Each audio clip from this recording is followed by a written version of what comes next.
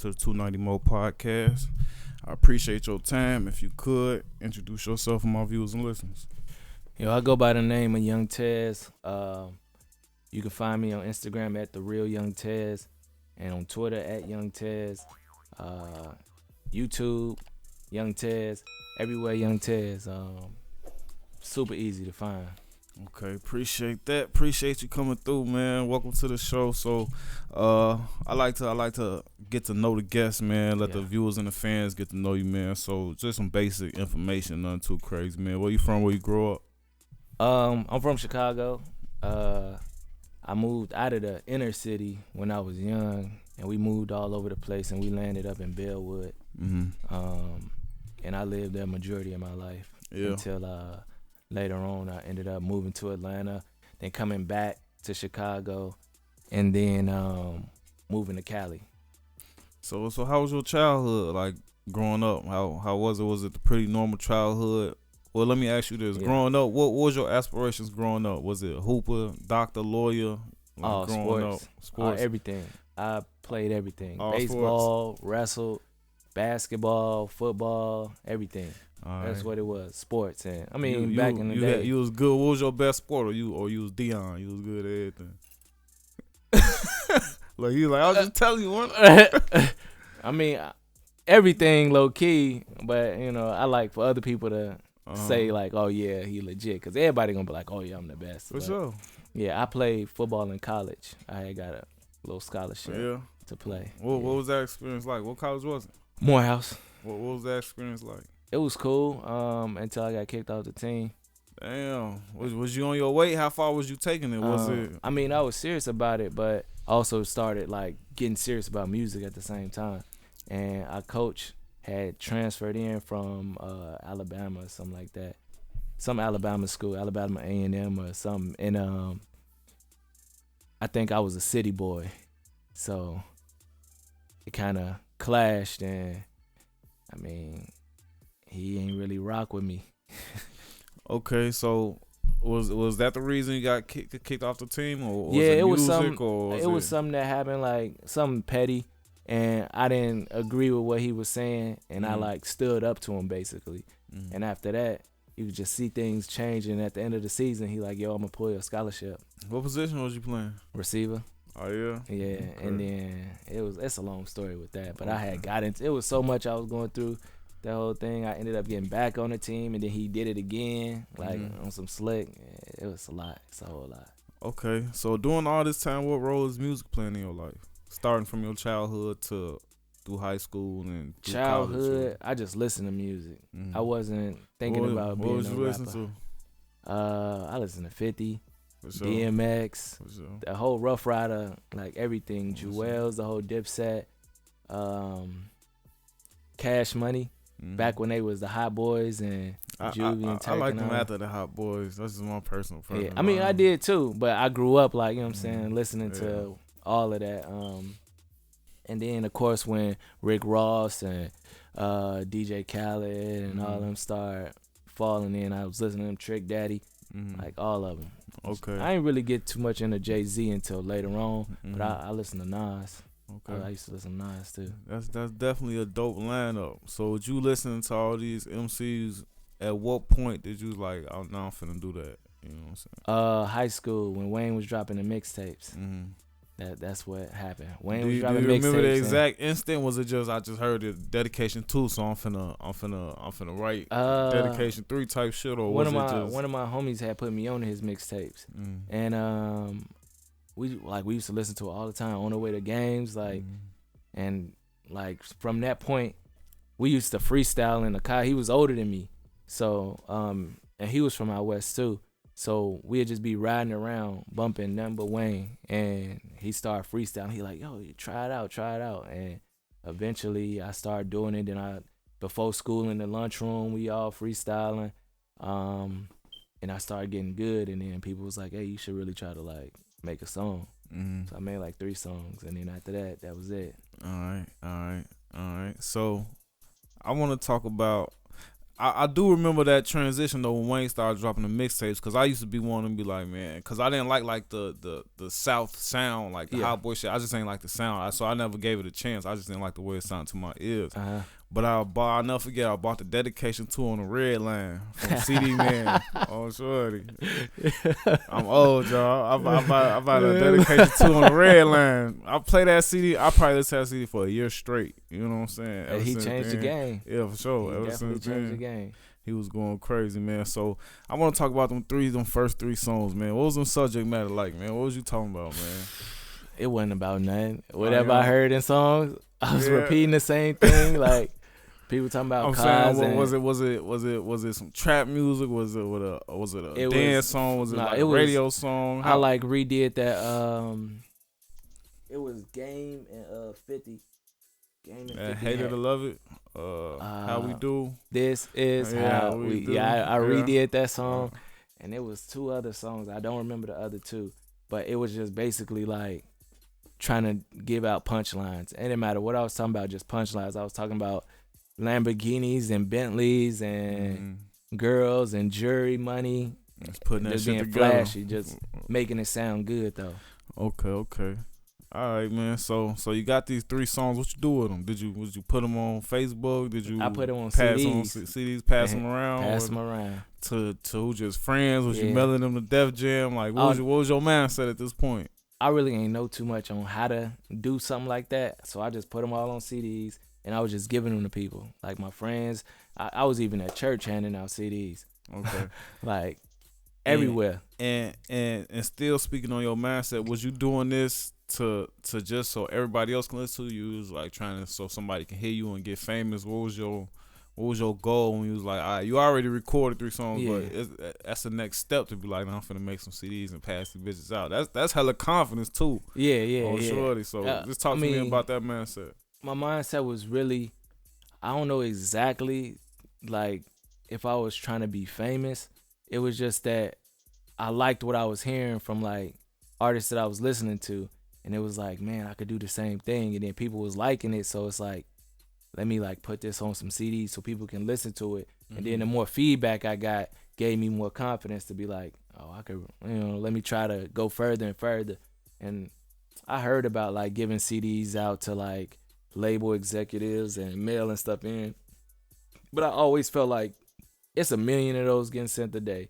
What's the chances of mine getting heard? Like I just felt like they was gonna throw it to the side, like, oh, here go another 50,000. Like, nah, next. So I ain't really think that process was like legit. I ain't never heard nobody doing that and like something happening from it. I ain't never seen nobody like, so I just didn't think it was a real thing. Yeah, before the social media era, you know what I'm saying, I seen a lot of people, you know what I'm saying, like looking up addresses to places when people names. I looked up some addresses, but I was like, now you just dropping them motherfucking DM and shit. You know what I'm saying? Find somebody with a blue check, just spam they shit, man. Hope they open that shit, but that's what's up, man. So when you made them, so at that point, what did your music career look like? Did you keep doing music, or did you just stop and take a break? At that point, I kept at it, and I started an independent label. Like I just had some homies like, hey, let's start making songs. So I just started bringing people in to make songs. I came out with a whole bunch of mixtapes. So from no musical background to making 3 songs to starting a label? Yeah. Okay. All I did was literally I watched Wayne and I mirrored it. What was the name of the label? At the time it was Fire Squad. Mm-hmm. And then that changed, and then I ended up going with We Own Entertainment, and that's what it is still to this day. But with that We Own Entertainment, I actually started a label. I had like 9 artists, like 3 managers, and we was doing shows, all types of stuff, and putting out like projects. But it's all based off of me studying the game, like studying Baby and Slim and Wayne with Young Money and all that. I literally, that's all I used to do, watch documentaries, watch the little, you remember those little Smack DVDs? Oh yeah, for sure. I used to watch all those and just like try to learn as much as I can and then implement it. Like I felt like if they could do it, I could do the same thing. For sure. All right, man. So you mentioned having 9 artists on one label. You know what I'm saying? And nowadays you hear about 3 artists can't get together, can't get along on one label. So talk to me about the dynamic of these artists. Were they all homeboys, family? Was it just you out there? You know what I'm saying, at the shows and shit? How did you get 9 artists to be on the same label? And what was the dynamic of the partnership and working together? Or was everybody just a solo? Well, it was me and how I was pushing myself, and they saw and believed in what I was doing. And so from there, it was people I done ran into doing music. One of my homies, it was his homie because he had started a little small label from that, and he kind of like stopped. So I was like, well, you ain't got to stop with him. You could just join us. And it was just people who, oh, I know this girl, she sing, or oh, my homie do this. And then my brother, he was rapping, like he was seeing me rap, so he like, oh, let me do something. And then I'm like, all right, you finna be a rapper. I even had, he don't even do nothing, I had him in the studio. I used to bring everybody to the studio all the time, and then whoever kept going, it's just how it was. And then we finally landed on like 9 solid artists that was like making music and shooting videos and doing all that. So you running shit, but I kind of want to backtrack a little bit. Yeah. What was it like your first time in the studio? Like, how did you know somebody with a studio? Did you buy some studio time? Is that song out today that we can go listen to right now? What did that go like? That song ain't out. He said it ain't out. It ain't out. But it was like one of my homies, he produced and he was using Fruity Loops, and it's first time I knew somebody that's like really making beats like that was decent. I'm like, oh, bet, like, somebody with a studio. He like, oh yeah, I got a homie that got the studio. We went to the studio. It was a nice little setup. It was at like a storefront like building, and they had like a desk, and it was only like a desk in the room with his speakers and stuff, and then there was a booth, and there was nothing else in there. I think the bathroom was like in the hallway or something. No chairs, nothing? No, I don't even think so. His chair, his computer chair, but other than that, like, but to me that was lit. Like, sure. It's the first time in the studio, and it was cool. But then, running stuff, it just get to the point of you learn how to do everything yourself, like from engineering to shooting music videos. And that's what it became. Like the first time though, I was nervous, of course, rapping in front of somebody else. I'm like, dang, this dude finna hear me. He done recorded all these other artists. He probably finna think I'm whack. Yeah. So you say the song ain't never come out. Is that because you were so nervous you couldn't get it done? You ain't like the way it hit, like no, it came out. It didn't come out because this was before the knowledge of we able to put our own music out. So this was like when it was just having that CD. So it came out like that. Now that CD, I don't know where it's at, if I still got it somewhere. You ain't passed them out? I passed them out. Yeah, I just don't know where they at. Like, if somebody got it, please hit me up. Send it to 290 Moe. Yeah, but yeah, I used to, mixtape game, I was handing out so many mixtapes. Like, if you go to Dat Piff, I got about 5 or 6 mixtapes on there. And then it transitioned to streaming, like Apple Music and all that. Okay. What's your creative process like while we still in the studio conversation a little bit? When you go to the studio, are you got a notebook full of raps? Are you punching in and out? Are you freestyling? What's your? It depends on who I'm in there with. Like, typically I like to record by myself because the way I record, I don't like listening to the beat. I listen to it first. Hold on, wait a minute. The way you like to record is you don't like listening to the beat? When I record it, yeah, when I'm recording it, but I'm saying, like, when I'm writing, like, I play the beat just so I could get how I'm finna flow on it, and then after that, cut the beat off. Yeah, you writing acapella. Yeah, because hearing the beat, like, I may be in the middle of a bar or something like that, and then the beat, like, change up, and I'm like, oh, it'll mess me up. So I like cut it off. I know how I want to flow on it. Then I turn it back on and go through it. All right, this sounds straight. All right, cut the beat off. And I'm just saying that, like, no bullshit. That's talent. Cause I had artists come here and when they be like, they'll write a song first and then put the song to a beat. I be like, how the fuck you do that? Yeah, I don't know. And then you write a song and just hit a beat once. You be like, all right, I got it. Yeah. Like, damn. And it's different when I'm in the studio, like, with other people. Because when I'm in the studio with other people, I go through it so fast because I feel like I got to be the best. So, you can, if it was other people that's been in the studio with me, they can contest to this. I'm always the first one done with my verse. Always. We all in the studio. Let me hit this beat. All right, let me get done real quick. And I'm like, all right, I'm ready. Whenever y'all ready, I go. Whenever you want me to go, let me know. And I go. But when I'm by myself, I kind of take my time a little bit. Sometimes, depending on the song, I freestyle it where I like freestyle a couple bars and then listen to those bars. And I'll come back with another like couple bars until I'm done with the verse. Okay. And what do you attribute that skill to? Is it just doing it for so long, or is it something you taught yourself, or are you a good writer? Like, where did you learn to get that skill? Well, doing it for so long is how I got good at like writing quick.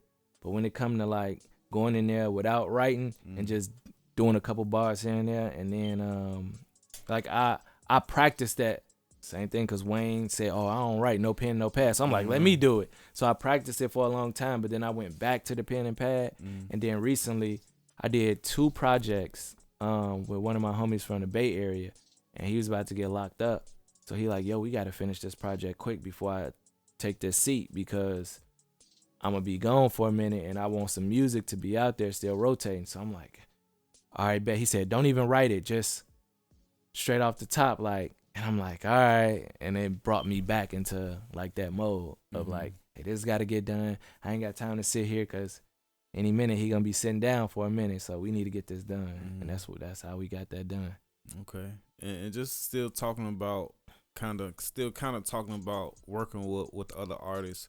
Who would you say you make music for, or do you make music for anybody, or do you like I gotta have a one for the club, one for the ladies, you know what I'm saying, one for the guys? Is that something you take into account, or I'm just writing whatever I feel? Whatever I feel. It is times when I feel like, all right, I need to make something just to stay consistent. So I may make like a club banger is easy to make. So those are probably like the easiest songs to make because you just get a decent beat that's, you know, got some bop to it, and then you make the song because it don't take, like, you listen to songs, you listen to club bangers, it don't really be much. So I can make something like that and knock it out real quick. But when I'm making songs for myself, like, I make songs for myself, honestly. Like, if I like it, that's all that really matter. Everybody else liking it is a plus, like, in my eyes. So when I make the song, I just listen to the beat, and wherever it take me is where I go. So for somebody who may be listening to you for the first time or watch you for the first time, what would you describe your subject matter as? Real. Yeah, real. Would you say you have a target audience, or would you say it's for everybody? It's for everybody. I got a lot of songs, so somebody 50-some years old is going to find a song that they rocking with, as well as somebody that may be like 12, 13 years old, they going to find a song that they rocking with. But like my core fans will probably be like around 18 to like 30-something. Okay. And still kind of talking about that, what's your favorite kind of song to do? Is it up tempo? Is it some with some melody? What's your favorite up-tempo. type of song to do? Okay. Up tempo. And what is it about it specifically that you like that? You like that over others? I like to punchlines, and it seemed like with slower songs, it's harder to like.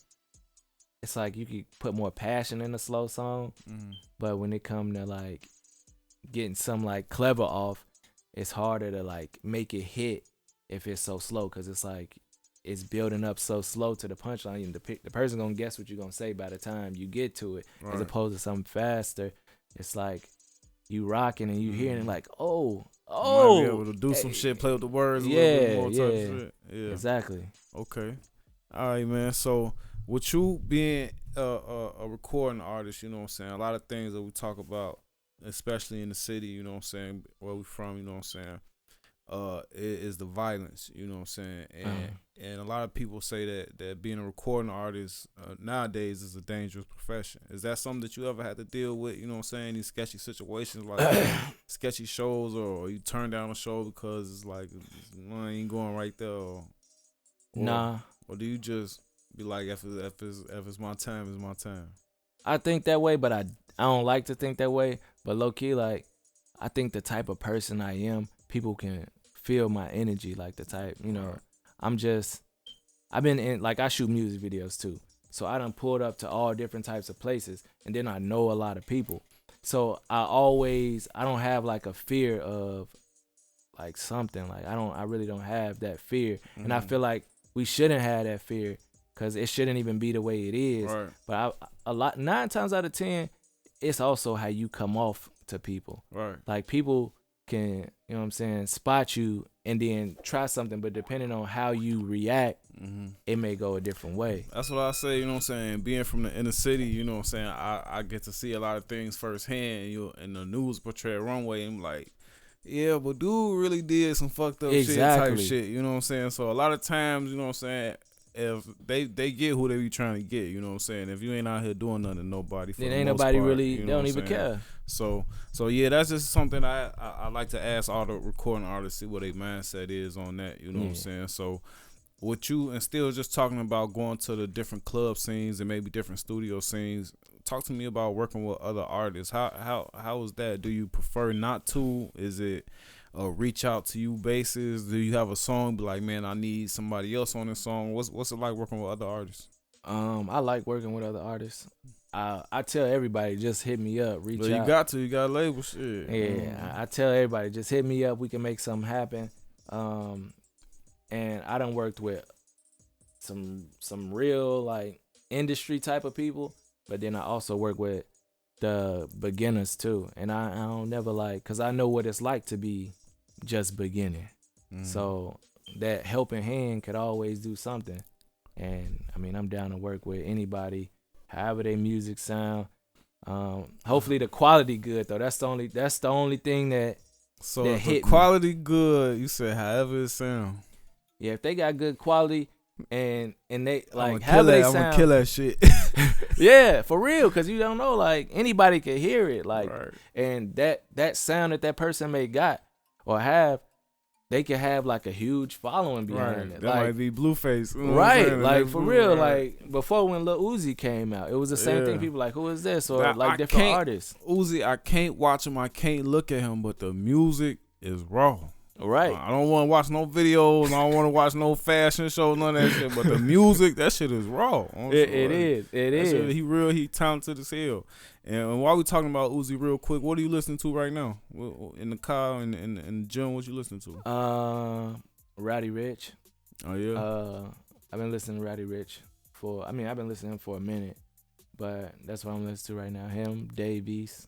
Okay. I got to check Dave East out. I always hear a lot about him. I just never... Where you from? What Dave East Harlem. from? Okay, I got to check him out. Yeah, I listen to him. I listen to myself all the time. I listen to Polo G here and there. But yeah. Okay. When you listen to yourself, is it to criticize or you like this shit just raw? I gotta throw this in rotation. I gotta put this in rotation. Sometimes I be criticizing myself, and then other times I'm like, man, this song hard. Like I don't know. You ever made a song that you felt like wasn't hard, and what was that like? Was it like the room wasn't feeling it? You wasn't feeling it when you got home? What was it like? So personal experience, it's this song I got called My Energy. And to me, it's on a dubstep beat. I don't know if you ever heard dubstep music. Is that the one they be pumping their fists? A little bit. It start off like I don't know how to describe how it started off, but then it got this weird sound like wah wah wah wah wah wah wah, and it's like it's real crazy, right? So it was to that beat, but I'm like, I want to do something different. But after I made the song, it was just like I put it out and everything, but the reaction from it, like people was feeling it, like, and I perform it, and it's always like the last song of my show, and it go up. Like I would have never thought, because that ain't like a song that I was really feeling, but it actually go up for other people. And that's something with me, you know what I'm saying, trying to take my stab at the label game. I tell artists all the time, I'll be like, if the quality good, if it sound good and you like it, just put that shit out. Even though, you know what I'm saying, even if it might not be your favorite song, that might be somebody else's favorite song. You know what I'm saying? If you ain't mess up, that shit sound good to me, just put that shit out, shit. For real. For real, because people always looking for something to listen to. Always. It's millions and billions of people in this world. Like, somebody gonna hear it. So, where did you get this I'm trying to figure another. I said mindset too many times, but where you forget this mindset, you know what I'm saying? Because a lot of artists might might put their first song out and get 50 views and give up, you know what I'm saying? Or they might forget their words of the show, you know what I'm saying? And they don't do no shows no more. So where did you get this mindset to it seem like you go hard at everything? Like, I want to be the best at everything. Like, did you have a situation where you failed and you was like never again type shit, or some of your pops put into you, or No, my where that mom. come from? My Okay. mom, she always pushed me like all the time in all my sports, everything I did. She was always on me like, you better be the best, or you better do this. And then my godfather too, rest in peace. But he used to push me crazy too. Like, he was like old school, like an old soul, and he telling me stories when he was younger playing sports and saying like he just used to break things down differently. And yeah, so I mean, it was really my mom, really. She was on a different level, like pushing me tight. And I just carried it on through everything I did. I just want to be the best. Okay. I don't like brag and stuff like that. I just let it show. You gotta have that black mamba mindset.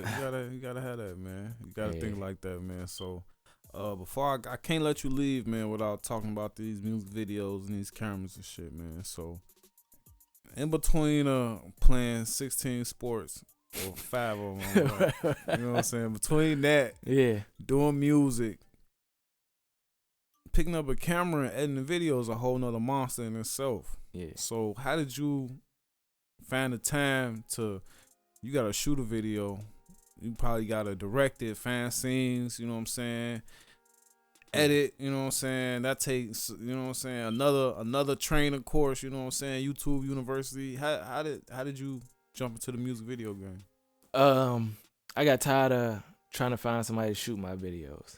So I just started shooting with anything I had, the little point and shoot cameras, like with the little batteries you put in it. I was shooting with that. Like, and I didn't care. Like, I thought it was good because nobody else was really doing it that I knew. And then I started upping my game, getting a better camera and stuff like that. And I took a trip to LA for the first time. I was just talking to another cameraman, Joe, and I'm like, man, you ain't made it as a cameraman until you been to LA, Joe. I don't know why it's just saying like when you go to LA as a cameraman, it give you like a cameraman superpower. Like, I'm telling you, it's the truth, because when I went out there for the first time, it was actually for my music video. And I went out there, and the people that shot my video was Black Diamonds. And Black Diamonds was the people who used to shoot Tyga and Chris Brown back, that's one, Jeezy, like everybody, Wiz Khalifa, and they shot my video, and I ended up getting cool with them. So they shot like 3-4 other videos of mine, and every time we would go and shoot, I would sit there and watch and ask questions. And it got to the point where the director was like, "Yo, any questions you want? Just hit me up, ask me." Well, what kind of questions was you asking? How do you do this, or like how do you make the shot look like that, or like what's the best lens to shoot with, and like just everything. How did you pick this angle to shoot from? Like, what made you pick this, the lighting, all everything. And then I would just sit there and watch them work as I'm like shooting as I'm shooting. Then after I'm done, watching how they look at the footage, watching how they set up a shot, everything. And then from there, I started watching YouTube, learning like different tricks and stuff like that. Then I just put it all together. And then I say I really got good probably in 2016, 2017, something like that. That's when I really, really got good. Okay, I wanna see like a more of a grasp of what this evolution look like. So you go from the point and shoot to what you shoot with now. Now I shoot with A6500. Okay, Sony. Yeah, Sony is the best camera, hands down. It's the best camera. If you just period, they be winning awards over Canon and Nikon and all. Sony is the best camera. I don't care what nobody says. I shoot Canon for photos. I like their colors a little bit better for photos. You know what I'm saying? But Sony for sure. I'm looking at that X30. I believe it's called. They got some real nice cameras. Like they got cinematic cameras. Yeah. Like it's a videographer I work with in LA, and like he been shooting my videos with this one camera, and it's crazy. It's crazy, but it's interesting to me. Like I always like messing around with editing different clips and stuff like that. Even in high school, we had to do a report, like a book report, and I ended up shooting a movie, like a short film with like the little camera with the camcorder with the little thing that come out with the little tapes you put in there. I shot like a movie for my book report. Like, I ain't writing nothing. We got a movie. Pop this in. So did she give you an F for not doing what she said do? No. Or did she was like, this is for so being great. so creative. Being so creative. All me and my homies got A's. I'm sure it was funny as hell. Like, I didn't even say do all this. It's nice, but you failed. Nah, that's what's up, man. That's what's up. All right, so what did you edit that first video on, and what are you editing with now? Like Movie Maker, Windows Movie Maker. Yeah, for sure. That was like the first one, and then now I shoot edit with Final Cut, Final Cut Pro, whatever updates they throw on there. I use that. Okay. And before we jump off the cameras and shoot music videos, I got a couple more with the music videos. What's it like working with? Because like me specifically, you know what I'm saying, I tell artists quick, you know what I'm saying, even though I'm still, I want to get another camera before I officially, but I did a little bit of work, you know what I'm saying, and the people I work with, like I tell them, you know what I'm saying, I got PTSD, you know what I'm saying, I don't care about nobody having their firearm, but don't point it at me. Do not point it at me, you know what I'm saying, or it'd be like, you know what I'm saying, I'm telling the shorty, I'm like, Joe, what's the location, you know what I'm saying, it's the trenches somewhere, you know what I'm saying, I'm like, they got a crib, I'm like, there's some females over there, you know what I'm saying, walk the bar, hey, I get that, man, it's probably 3 shorties, we in the trenches, it's dark, man, so I tell shorties quick, I'm like, I be tell guys quick, I like to shoot, like, I like to do, I don't gotta direct it, but I love to, like, work somebody, like, and I like to have, like, a scenes, you know what I'm saying, like, we finna do this, do that type shit, but I'm too old. I got babies, man. I can't be standing on the corner or walk the block. You know what I'm saying? With 20 choppers pointed at me, type shit. So when you working with artists, as far as music video, is any do's or don'ts? Do you pretty much, you know what I'm saying, down for anything? Do you got a favorite type of video you like to shoot? The whole thing you said about having the gun in the video, like it was like one time. What this dude, he had it and he had pulled it out, but I didn't even know he had one. And I said, hey, cut, hey, make sure that ain't loaded, take everything out of it, let me see, like. And then he's like, no, it ain't loaded, you good. I'm like, all right, bet. So other than that, it's just really like if you got one, just make sure it ain't nothing in it. Like all that one in the head, like no, forget that, take that out. Nigga, this is a music video, right? Yeah. So. I mean, that's that. And so let me ask you this kind of direct question a little bit more. Do you pretty much like the artist be like, all right, we finna do this or that? Or do you like to get the music from an artist and be like, this the ideal I got, this what I want to do? How do you like to work? I like to get the song first and get them what I see, because a lot of times I listen to the music and then I can see a video like in my head. I like kind of vision what would be dope for this song. Sometimes the artists don't got the budget for it, so we end up doing something else. But at least I tell them like, yo, if you got a budget, this is what I see for the song. If not, then I can still make it look dope, but it's not gonna be to its full potential. And we just shoot. Sometimes they have their little ideas and be like, yo, I want to do this, and that. And I'm like, bro, like, that's cool, but I can make it look way better if we did this and that. And I show a lot of people like the videos that I've done already. Say like, look, just trust me. This is what you gonna get. Just let me direct you because I make you, you know what I'm saying? And some people take it and be like, all right, yeah, bet. But then there's other people that are like, all right, cool. But then when it comes, oh, can you still get this shot? Like, that don't make sense though. If you want it, for sure. No, I'm just thinking out loud. What'd you say? All right, man. So before we get off that, this is the last one about the music video. So editing can be a whole nother monster in itself. You know what I'm saying? It's kind of like a never-ending learning process because there's always new shit. You know what I'm saying, coming out. So how did you learn how to edit? Like, who pointed you to Final Cut? Because you know what I'm saying. I don't remember who pointed me to Final Cut. And how did you learn it? Was it just YouTube University or had a homie messing around with it? Because when I was messing around with Windows, it was similar. And then I went to like iMovie, and it's kind of similar. It's awesome. So then when I got on there, it was like just trying different things. And then once I learned like the little shortcuts, then it took off from there. And then like YouTube, just watching different videographers, like going to their pages and then seeing the little tricks they do or how they make something look some way without having to use a plug-in or something like that. Okay, so let's talk about what you got going on right now, man. What you pushing? What's something that the fans need to know about what's going on right now? Well, right now I'm working on an album, and I don't have a release date yet. But what about a title? Artists are Life creative, Happens. man. I be loving the title. What's the title? Life Happens. Life Happens. That sound like some. Damn, that sound like give me that Wale vibe, that Wale album. I forget the name when he based it off of Seinfeld. Oh yeah, More About Nothing or something like that. Something like that. I'm sure. Yeah. Give me them type of vibes, man. So yeah. so other than the album, what can we expect? What do you step out pretty often? Do you sometime like I've been doing these private concerts, and basically it's just like private sound expensive.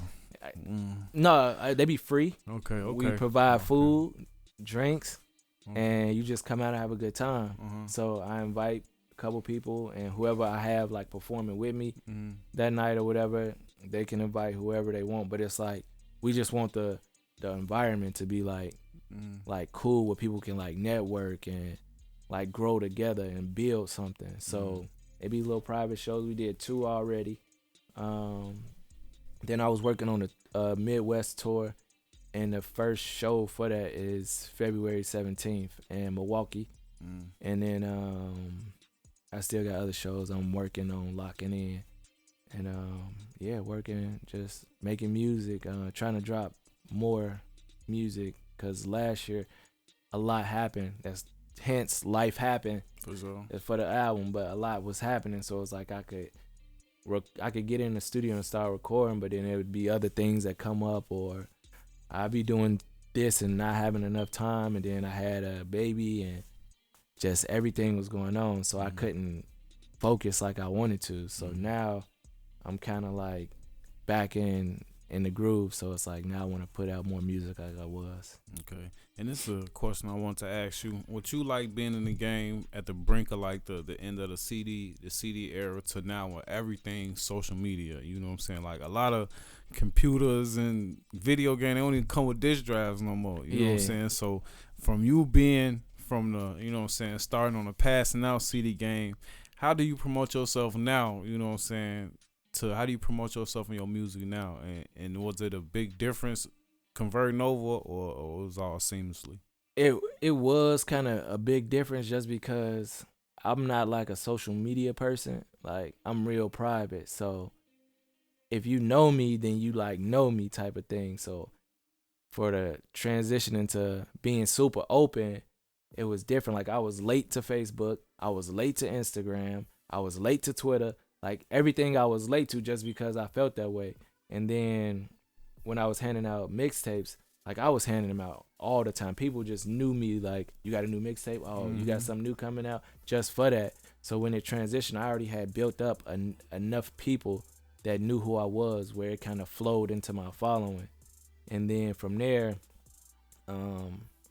that's when I just started getting creative with the social media, because I'm like, oh, I could talk to somebody in a whole different country, like, and I just started promoting that way. Like, so my fan base is like everywhere. It ain't like in a central location. Like I got fans in Africa, got fans in Germany and Japan. I got fans in Omaha, Nebraska, and a lot in Cali, a lot in Chicago, Texas, like Miami, like everywhere. They not like just one spot. Okay. All right, man. Before you go, man, what's the goal, man? What do you hope to get up out of it? What do you do this shit for, man? What's the goal, man? The goal is to be financially independent. That's the goal.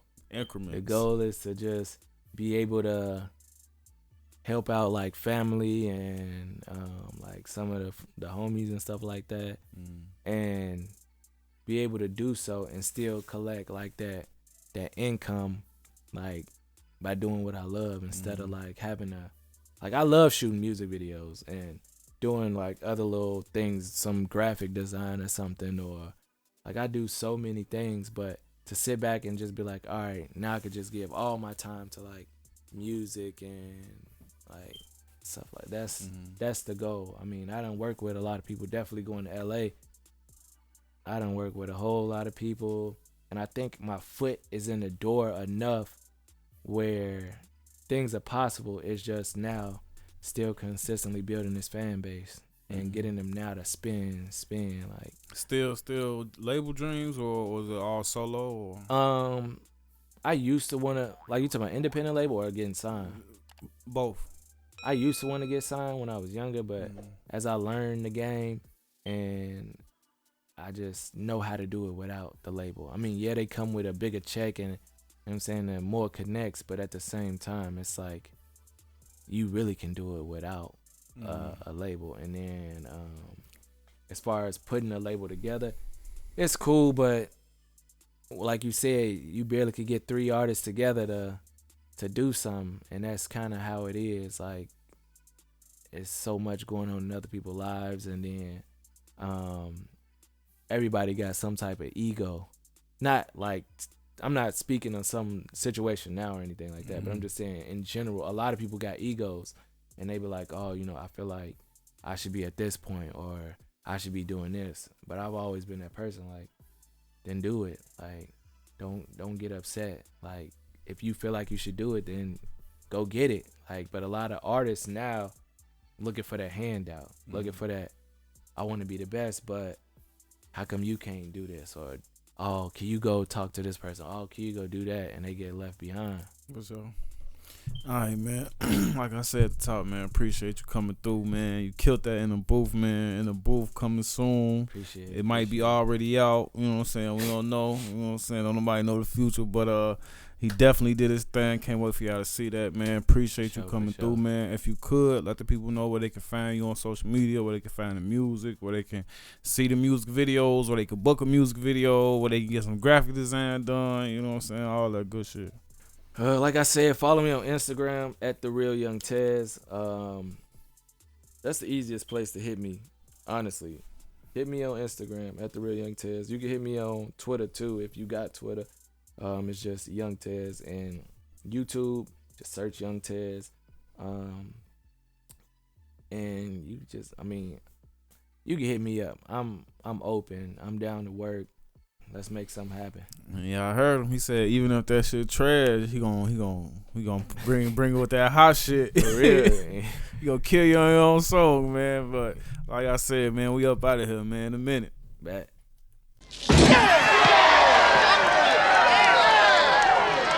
Yeah.